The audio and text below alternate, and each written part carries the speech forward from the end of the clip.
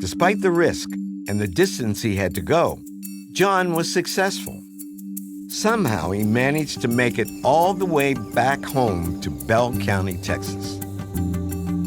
But when the war ended, he faced a dilemma.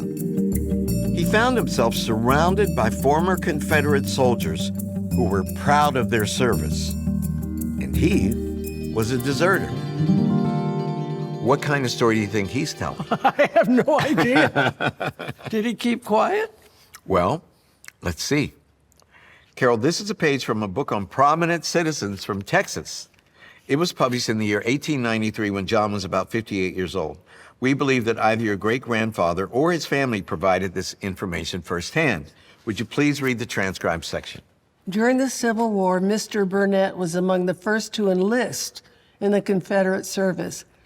He was with the forces that operated west of the Mississippi and acted the part of a brave soldier all through that struggle. At one time, he was captured in Louisiana and taken to New Orleans. After the close of the war, he returned to his home and family in Texas. According to that biography, your great-grandfather didn't desert the Army. It says he was captured. So what do you make of that? What can we believe? Well, Carol, we believe much of that was fabricated. And it seems that John came home from the war and made up that story. Sounds like Nanny. Yeah. As it turns out, John wasn't the only soldier in Carol's father's family tree. Nor was he the only one challenged by a moral dilemma.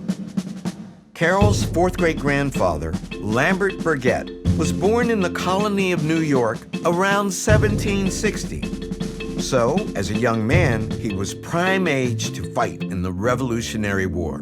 What do you think he did? Did he join George Washington and the Patriots, or was he loyal to King George III? I hope he joined the Patriots. All right, let's see. Let's turn the page. Turn the page. Carol, this is a record from the National Archives in Washington, D.C. Would you please read the transcription? Lambert Burgett of Steuben County in the state of New York, who was a private in the company commanded by Captain Miller and of the regiment commanded by Colonel Willett in the New York militia line for 22 months, 17 days. Your ancestor was a patriot.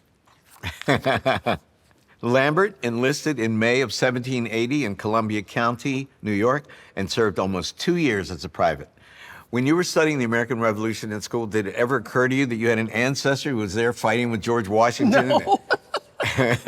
Alexander Hamilton? Isn't that amazing? That is great. What's it like to learn that? I love it. I love it. Oh, you see, I never knew. Once Mama and they got divorced, Nanny was never a Burnett fan. Right. You know, so I hardly knew anything about them. And Daddy, I mean, he didn't say much. I don't know. It just never occurred to me. Right. But this is really fun.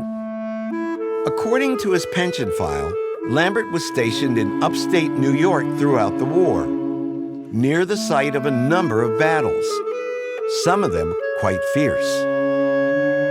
When the fighting stopped, Lambert remained in the Army and briefly served directly under George Washington. He then became a farmer and lived roughly 60 more years. That's old. Old. The revolution ends in 1783, and he died in 1848. It was old age when you were 40 back then. Yeah, that's right. Wow. What would your father say? I think he'd be very proud. Yeah, that he knew he had a patriot ancestor? Patriot ancestor. And who hung out with George Washington. Oh, my gosh. Knew the president. Yeah.